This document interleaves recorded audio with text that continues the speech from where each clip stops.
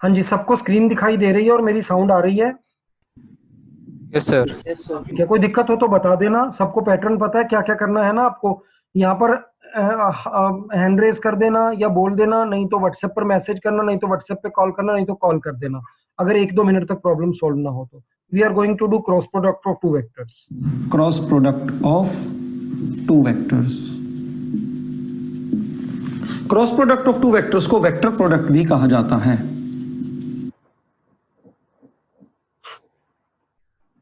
अगर vector a का cross product करेंगे वेक्टर बी के साथ, पहले ए वेक्टर का मैग्नीट्यूड, फिर वेक्टर बी का मैग्नीट्यूड, फिर साइन थीटा। अभी तक मैंने जो तीन क्वांटिटीज लिखी हैं, ये तीनों क्वांटिटीज मैग्नीट्यूड हैं। पहले वेक्टर का मैग्नीट्यूड, दूसरे वेक्टर का मैग्नीट्यूड और साइन थीटा। कोशिश करो कि आप इसको लैपटॉप पर देखो या वाइड स्क्रीन पर देखो, आईपैड पर देखो, फोन पर देखोगे तो बहुत दिक्कत आएगी। इनमें से कोई भी क्वांटिटी वेक्टर नहीं है, इसलिए अभी तक का रिजल्ट एक स्केलर रिजल्ट है। इस रिजल्ट को वेक्टर बनाने के लिए हम एक यूनिट वेक्टर से मल्टीप्लाई करेंगे। This n is a unit vector and this vector is perpendicular to both the vectors a and vector b. अगर ये वेक्टर a है और ये वेक्टर b और इन दोनों में एंगल थीटा है, तो वेक्टर n इन दोनों के ही परपेंडिकुलर होगा। अब मान लीजिए ये दो वेक्टर्स हैं, vector a and vector b, तो इनके परपेंडिकुलर तो ये वाला वेक्टर भी हो सकता है, ऊपर की डायरेक्शन में जाने वाला, और नीचे की डायरेक्शन में जाने वाला भी हो सकता है। तो vector n, unit vector n की डायरेक्शन इनमें से कौन सी हो, इसको हम फाइंड करते हैं राइट हैंड स्क्रू रूल से। राइट हैंड स्क्रू रूल कहता है दोनों वेक्टर्स के को इनिशियल पॉइंट पर एक स्क्रू रखो, नॉर्मल पेंच रखो जो हम अपने घरों में इस्तेमाल करते हैं। उसे पहले वेक्टर से दूसरे वेक्टर की तरफ घुमाओ। अगर मान लीजिए मैं इसको ऐसे घुमाता हूं तो ये अंदर की तरफ को जाएगा। इट मींस वेक्टर n की डायरेक्शन नीचे को होगी। अगर हम a क्रॉस b करने की जगह तो एंगल इस तरह से मेजर किया जाता। इस केस में हम यहां पर एक स्क्रू रखते और उसको ऐसे घुमाते फर्स्ट वेक्टर से सेकंड वेक्टर की तरफ। जब हम इसको ऐसे घुमाएंगे तो ये चीज बाहर को आएगी। अगर हम घर में कभी किसी ने स्क्रू ड्राइवर को यूज किया हुआ है सबने, या किसी ने भी नहीं किया? किया हुआ है सर। किया हुआ है। ये जो मैं कह रहा हूँ हाथ से घुमाकर देख लेना। जब आप स्क्रू के ऊपर स्क्रू ड्राइवर सामने रखकर क्लॉकवाइज घुमाओगे, इस तरीके से ऐसे ऐसे घुमाओगे क्लॉकवाइज, तो स्क्रू अंदर को जाएगा, और अगर आप उसको ऐसे घुमाओगे एंटी क्लॉकवाइज तो स्क्रू बाहर को आएगा। We are talking about normal screw. दूसरे स्क्रू के बारे में मैं आपको भी थोड़ी देर में बताऊंगा। अब हमारा बोर्ड, हमारी कॉपी, हमारा पेपर 2D है। हम उसमें इनसाइड आउटसाइड को नहीं शो कर सकते, इसलिए इनसाइड को हमने डाउनवर्ड शो किया है और आउटसाइड को हमने अपवर्ड शो किया है। तो जब आप ए से बी की तरफ जाते हो तो आपका यूनिट वेक्टर एन नीचे को होगा, और जब आप बी क्रॉस ए करोगे तो यूनिट वेक्टर एन ऊपर को होगा, क्योंकि हमारा स्क्रू बाहर आएगा। इतनी सी बात से हमें ये इंफॉर्मेशन मिल गई कि ए क्रॉस बी और बी क्रॉस ए सेम नहीं होने वाले, उनकी डायरेक्शन अलग अलग होगी। हमने अंदर जाने वाले वेक्टर को नीचे रिप्रेजेंट किया था, तो बाहर जाने वाले वेक्टर को हम ऊपर रिप्रेजेंट कर देंगे। This will be direction of unit vector n. Cross product of two vectors के लिए दोनों वेक्टर्स का मैग्नीट्यूड, उनके बीच के एंगल के साइन और साथ ही साथ यूनिट वेक्टर n से मल्टीप्लाई करना है। Unit vector n is a vector which is perpendicular to both vectors a and b and its direction is found by right hand screw rule. अब क्योंकि ये तीन क्वांटिटी स्केलर पर ये quantity vector है, ओवरऑल रिजल्ट वेक्टर आएगा। That's why this product is called vector product. इसमें से यूनिट वेक्टर n का मैग्नीट्यूड 1 होता है। अगर हम a क्रॉस b का मैग्नीट्यूड निकालें तो ये सभी क्वांटिटीज तो ऑलरेडी मैग्नीट्यूड ही हैं। हमारे को मिलेगा magnitude of a, magnitude of b and sine theta. साथ में यूनिट वेक्टर n नहीं लगेगा क्योंकि उसका मैग्नीट्यूड 1 है।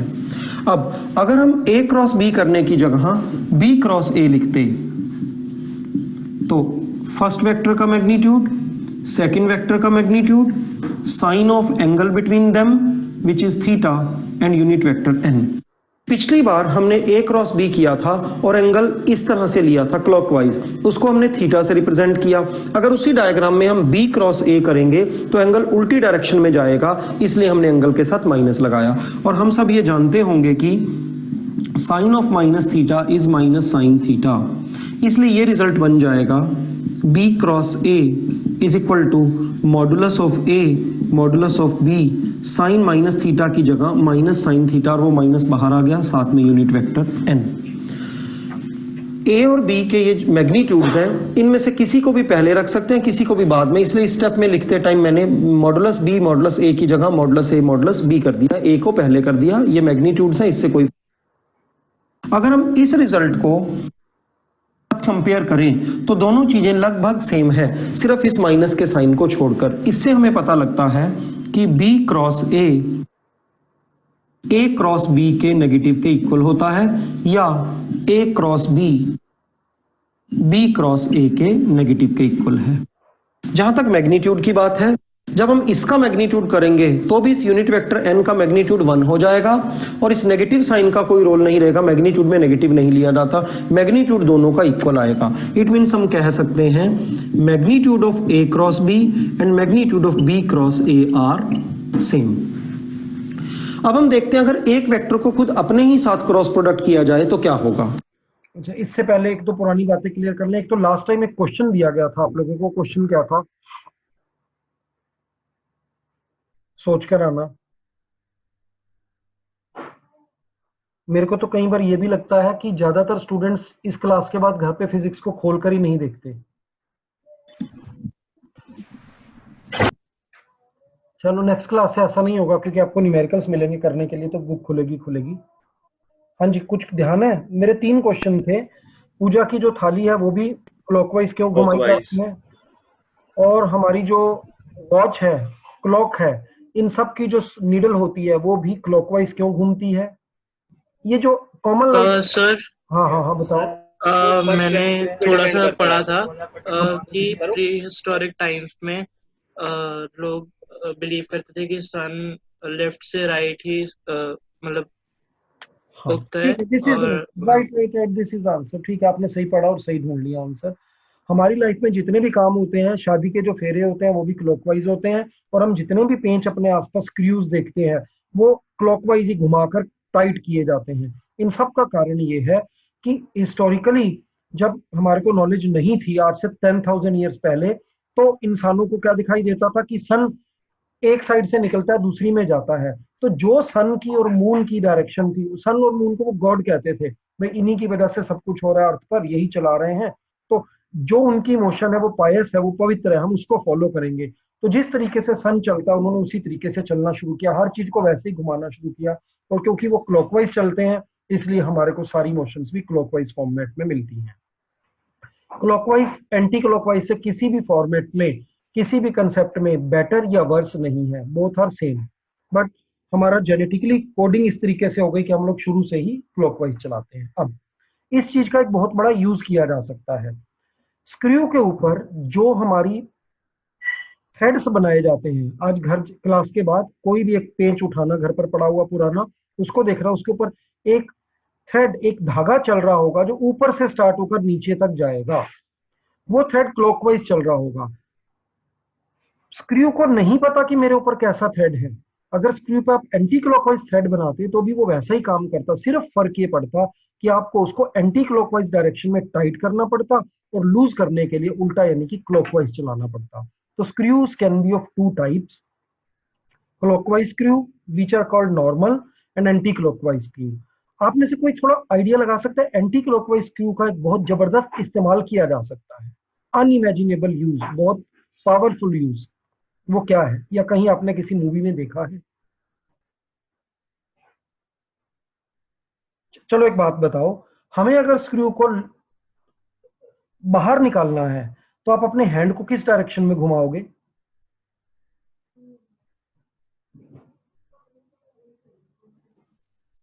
राइट से लेफ्ट, अगर बाहर निकालना है राइट लेफ्ट लैंग्वेज, यहाँ लैंग्वेज यूज है क्लॉकवाइज एंड एंटी क्लॉकवाइज। आपके घर में एक एंटी क्लॉकवाइज घुमाओगे, हमारी सारी कन्वर्सेशन इसी पे चल रही है। अगर टाइट करना है तो क्लॉकवाइज, और अगर बाहर निकालना है, लूजन करना है, तो एंटी क्लॉकवाइज उसको रोटेट करेंगे। अब हमने एक लॉकर में स्क्रूज लगाए, लॉकर के डोर को पक्का करने के लिए स्क्रू की जरूरत थी, वहां पर हमने स्क्रू लगाए और वो स्क्रू लगा दिए एबनॉर्मल वाले स्क्रूज। क्या होगा? 1 मिनट पहले सोचो, मुश्किल होगी। जब थीफ उनको खोलने की कोशिश करेगा तो वो तो देखने से बाहर से कुछ पता नहीं लगेगा कि स्क्रू क्लॉकवाइज लगा हुआ है या एंटी क्लॉकवाइज लगा हुआ है। तो जब थीफ उसको खोलने की कोशिश करेगा अपनी तरफ से वो एंटी क्लॉकवाइज पूरा जोर लगाएगा, या जो मशीन वो यूज करेगा वो एंटी क्लॉकवाइज उसके ऊपर टॉर्क लगाएगी, पर वो स्क्रू लूज होने की जगह पहले से ज्यादा टाइट हो जाए। ठीक है, is it clear? Yes sir. Yes, sir. मैंने बीच में एक वर्ड यूज कर लिया है, वो जो मशीन यूज करेगा, वो मशीन जो टॉर्क लगाएगी वो एंटी क्लॉकवाइज डायरेक्शन में होगा। तो फिजिक्स में एक टर्म जल्दी ही आने वाली है, उसको हम बोलते हैं टॉर्क। आप में से किसी को पता है टॉर्क क्या होता है? फर्स्ट चैप्टर में एक बार रीडिंग हुई थी डायमेंशन में। Turning force, turning force, effect of the force, rotation effect of the force. बनाते कैसे थे टॉर्क को?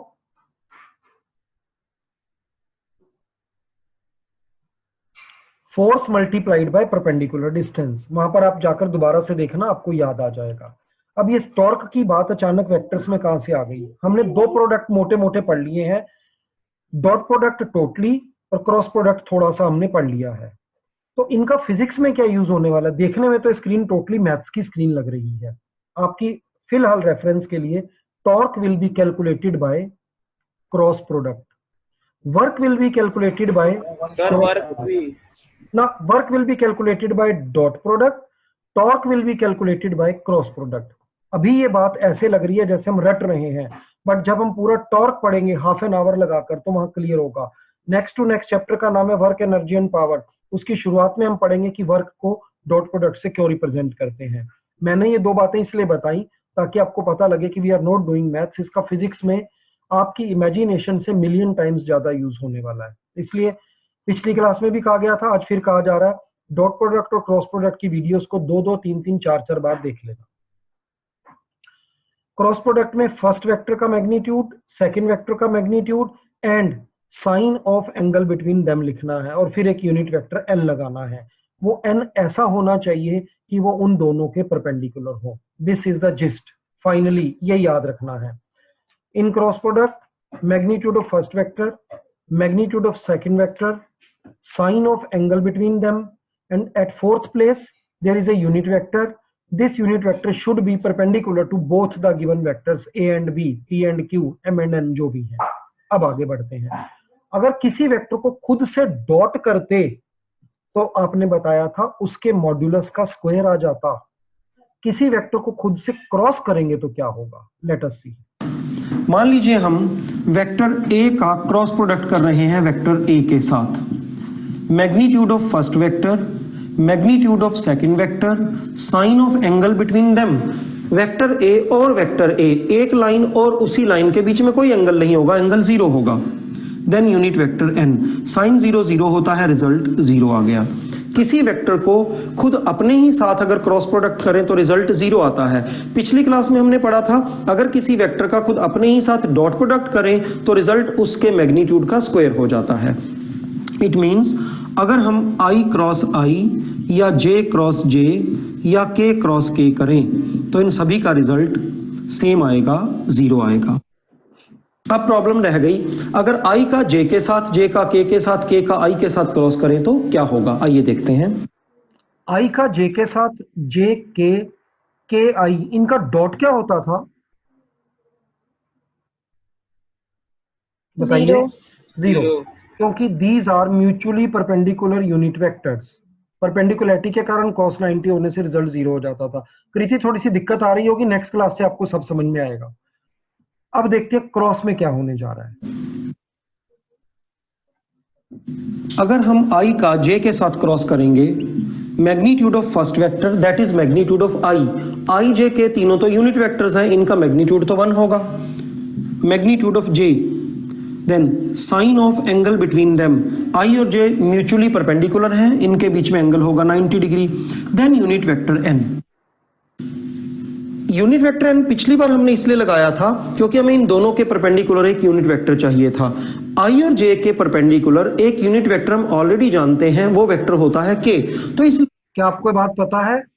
i और j के परपेंडिकुलर होता है k, j एंड k के परपेंडिकुलर होता है i, k एंड i के परपेंडिकुलर होता है j, because they are mutually perpendicular unit vectors. They are along the direction of 3 coordinate axes and 3 coordinate axes are perpendicular to each other. ये basic आपको याद है सबको? Yes, sir. तो यहां पर जो यूनिट वेक्टर n लगाना है उसका काम क्या है? एक तो वेक्टर होना, वेक्टर होगा तभी ये सब कुछ वेक्टर बनेगा, दूसरा यूनिट होना, तीसरा इन दोनों के परपेंडिकुलर होना। तो जब मैं i क्रॉस j की बात कर रहा हूं तो एक ऐसा ही वेक्टर ऑलरेडी k के फॉर्मेट में मेरे पास पहले से है। k एक वेक्टर भी है, k एक यूनिट वेक्टर भी है और k i और j दोनों के परपेंडिकुलर है। तो हम एक नया वेरिएबल n इंट्रोड्यूस नहीं करेंगे, हम n की जगह पर k लिखना पसंद करेंगे। यहाँ पर n लिखने की जगह हम लिखेंगे वेक्टर k। साइन 90 भी 1 होता है, रिजल्ट आ गया k। सिमिलरली अगर हम j क्रॉस k करेंगे तो रिजल्ट आएगा i, और अगर हम k क्रॉस i करेंगे तो रिजल्ट आएगा j। बट अगर हमने k क्रॉस j किया, अभी हमने जाना था a cross b b cross a के नेगेटिव के इक्वल होता है, तो k क्रॉस j का रिजल्ट वही रहेगा i, बट साथ ही साथ नेगेटिव लग जाएगा, it will be minus i।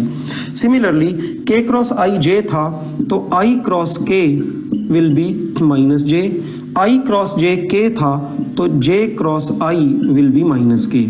अब इन 6 रिजल्ट्स को हम याद कैसे रखें? बड़ा सिंपल सा वे है, vector i j and k। अगर i को j से क्रॉस करेंगे तो k आ जाएगा, j को k से करेंगे तो i आ जाएगा, k को i से करेंगे तो j आ जाएगा। पर अगर हम रिवर्स ऑर्डर में चलेंगे, उल्टी डायरेक्शन में चलेंगे तो साथ में एक माइनस लग जाएगा। i cross k is minus j, k cross j is minus i, j cross i is minus k। इस तरह से हम इन 6 प्रोडक्ट्स को याद रख सकते हैं।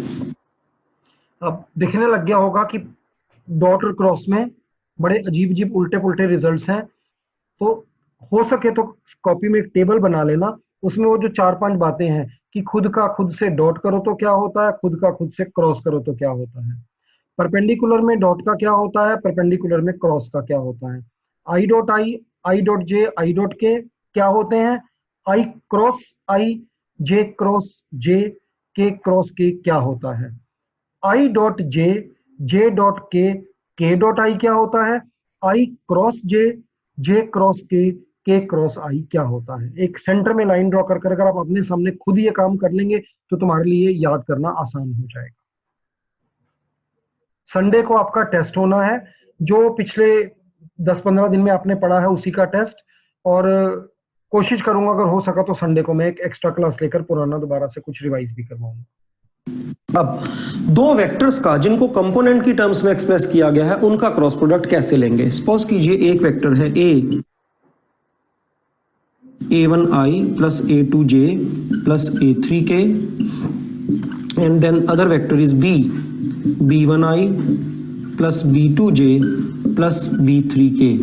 हम इन दोनों का क्रॉस करना चाहते हैं, एक एक टर्म को लेकर क्रॉस करते हैं, हमें मिलेगा a cross b is equal to, पहले इसको इसके साथ क्रॉस करेंगे, a1 b1 i cross i और i क्रॉस i, फिर i क्रॉस i तो 0 होता है, a1 b2 i cross j, a1 b2 i cross j, फिर इसको इसके साथ, फिर a कर इन 3 टर्म्स के साथ, फिर a3k को लेकर इन 3 टर्म्स के साथ। कुल मिलाकर हमें 9 रिजल्ट्स मिलेंगे जिनमें से कुछ रिजल्ट्स 0 होंगे।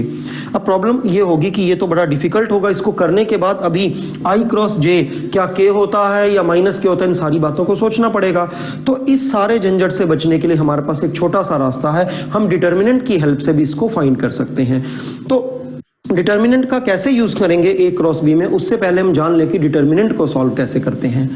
Determinant and matrices, matrices and determinants, ये आपका 12th क्लास का मैथ्स का 2nd चैप्टर होगा, उसमें बहुत डिटेल में पढ़ाया जाएगा, बट हमें सिर्फ डिटर्मिनेंट क्या होता है और उसको सॉल्व कैसे करते हैं विद इन 2 मिनट्स वो सीखना है। सपोज कीजिए हमारे पास एक डिटर्मिनेंट है a b c l m n p q r।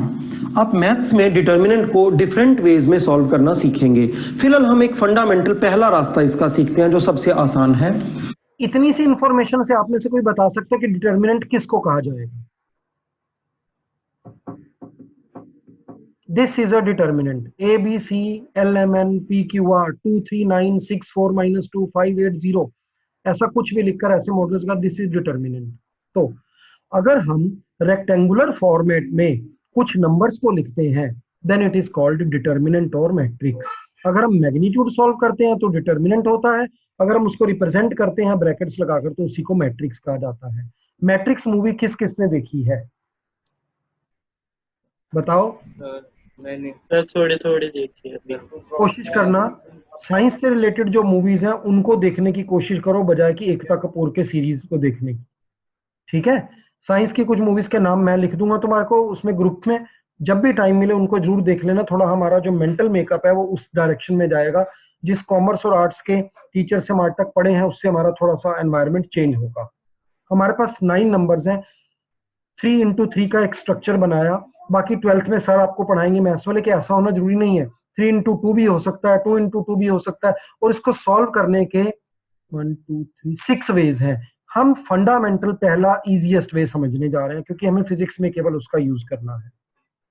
First row का पहला एलिमेंट ले लीजिए, ये है ए। इस रो को और इस कॉलम को छोड़ दीजिए। जो एलिमेंट हमने सिलेक्ट किया है उसकी रो को और उसके कॉलम को छोड़ दीजिए। बाकी जो वैल्यूज बची हैं, 4 वैल्यूज जो हमें दिख रही हैं, उनका क्रॉस प्रोडक्ट कर दीजिए, क्रॉस कर दीजिए उनका M R and Q N। और हम ये जानते होंगे कि जब ऐसे ऊपर को क्रॉस प्रोडक्ट करेंगे तो साथ में एक माइनस लगेगा, हमें मिलेगा M R minus Q N। हाँ जी, पहले तो इस नंबर को लिखना है, इसकी रो और इसके कॉलम को छोड़ देना है, जो बाकी के 4 नंबर बचे इनको क्रॉस करना है। और क्रॉस करते समय ये तो एज इट इज रहेगा, जब आप इस नंबर को इससे क्रॉस करोगे तो एक माइनस अपने पास से लगाओगे। ये बात क्लियर हो गई? क्या करना है हमने, ये नंबर लिखना है, एक ब्रैकेट लगा देनी है, इसकी अपनी रो और इसका अपना कॉलम छोड़कर बाकी बचे 4 नंबर्स का क्रॉस कर देना है 2 2 के पेयर में, और जब नीचे से ऊपर की तरफ को क्रॉस करेंगे तब हम माइनस लगाएंगे। अगली बार ये लेना है विद माइनस, माइनस बी लिखेंगे, ब्रैकेट लगाएंगे, this row and this column को छोड़ देंगे, बी लिखेंगे माइनस बी, ब्रैकेट लगाएंगे और इस रो और इस कॉलम को छोड़ देंगे, बचते हुए 4 नंबर्स का क्रॉस करेंगे। मौली बताओ क्या लिखेंगे ब्रैकेट में बी वाले केस में? Sir LR minus PN। It's okay, LR minus PN। मैं यहीं रोक रहा हूं, मुझे एक बात बताओ, 10th क्लास में लीनियर इक्वेशंस इन 2 variables 2x + 3y = 7 4x - 9y = 83, इसको आपने कितने मेथड से सॉल्व किया था? बी पहला 4। मैं बोलता हूँ नाम, फिर अगर कोई बचा तो बताना। एक तो होता था इक्वेटिंग द कोफिशिएंट्स, उसको उससे मल्टीप्लाई कर दो, उसको उससे मल्टीप्लाई कर दो, इक्वल हो जाए, माइनस करके कैंसिल कर दो, equating the coefficients. Second substitution, first equation में से x की वैल्यू फाइंड कर लो, y को उधर ले जाकर और उसको सेकंड में सब्स्टिट्यूट कर दो like this. Third graphical. Mauli fourth कौन सा था जो फोर्थ जिस sir cross multiplication. Cross multiplication सबने किया था, बाकियों ने नहीं किया था। Yes sir. तो जब Yes. क्रॉस मल्टीप्लिकेशन किया था तो फिर तो मुझे लगता है आपको कोई टेंशन नहीं होगी, यही तो करा था भाई उसमें, इसको इससे और इसको जो भी वैल्यूज थी जब नीचे से ऊपर को करते थे तो माइनस लगता था नहीं लगता था? मुझे बताओ जरा याद करके। सर लगता था। लगता था। आपकी नॉलेज के लिए वो जो आप करते थे उसको क्रैमर रूल कहा जाता है, बड़ा भारी यूज होता है उसका आगे इंजीनियरिंग के अंदर। चलो हम आगे बढ़ते हैं, इसको सॉल्व करते हैं। फिर इस वैल्यू को लीजिए और इसका नेगेटिव करिए, मींस बी की जगह माइनस बी लीजिए। इस एलिमेंट को जिसको हमने सिलेक्ट किया है इसकी रो को और इसके कॉलम को छोड़ दीजिए।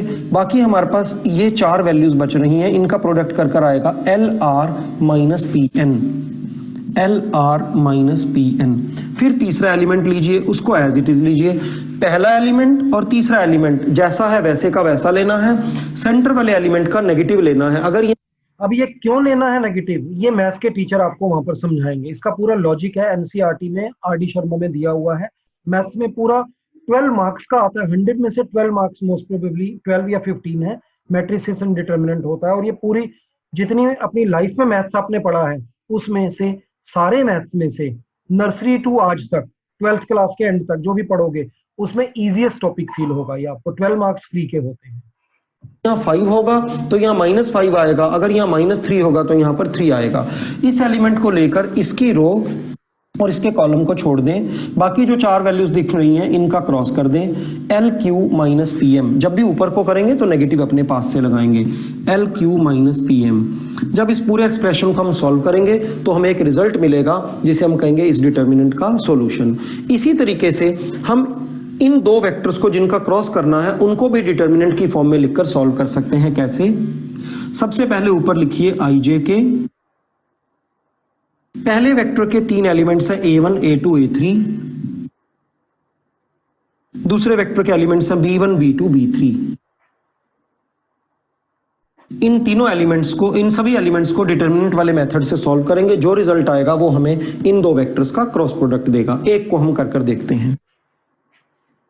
We have a vector A is equal to 2I plus 3J minus 5K and B is equal to 3I plus J plus K, और हमें क्वेश्चन है फाइंड A क्रॉस B।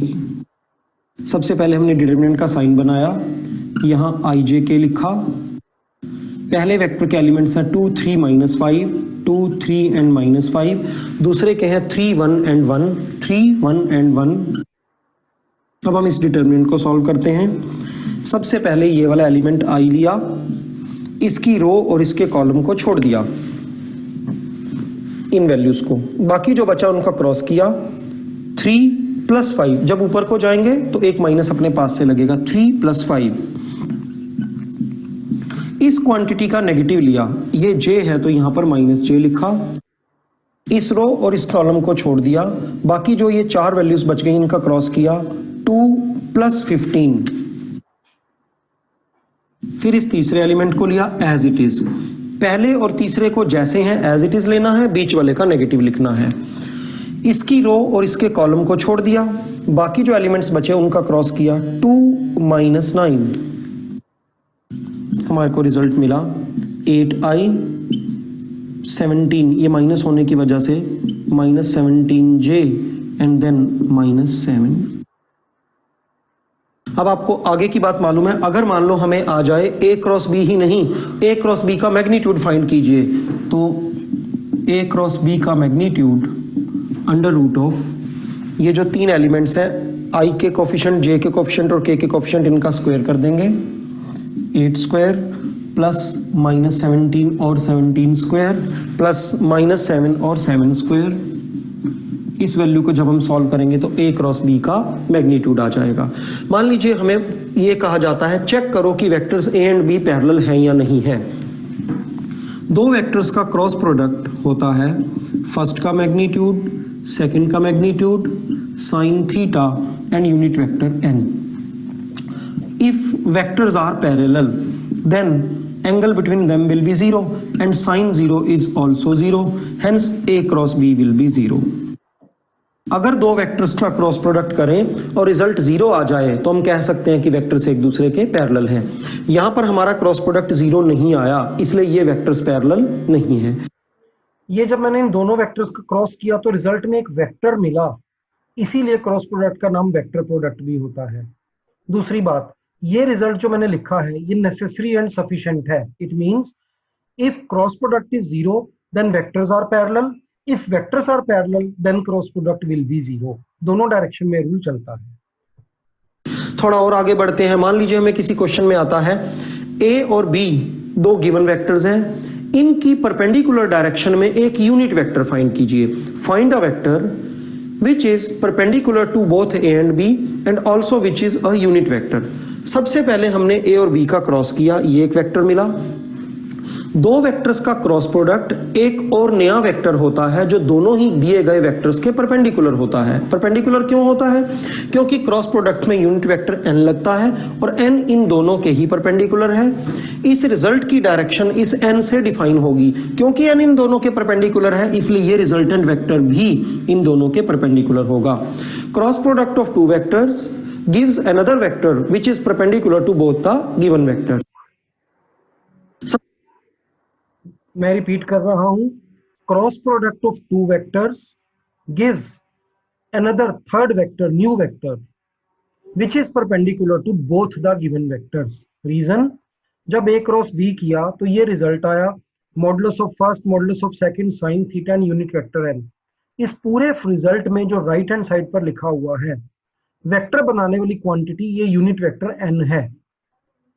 इसकी जो डायरेक्शन है वो इसको भी डायरेक्शन देगी, और क्योंकि unit vector n given to vectors के परपेंडिकुलर है इसलिए new third resultant vector, new vector third vector resultant vector भी गिवन टू वेक्टर्स के परपेंडिकुलर होगा।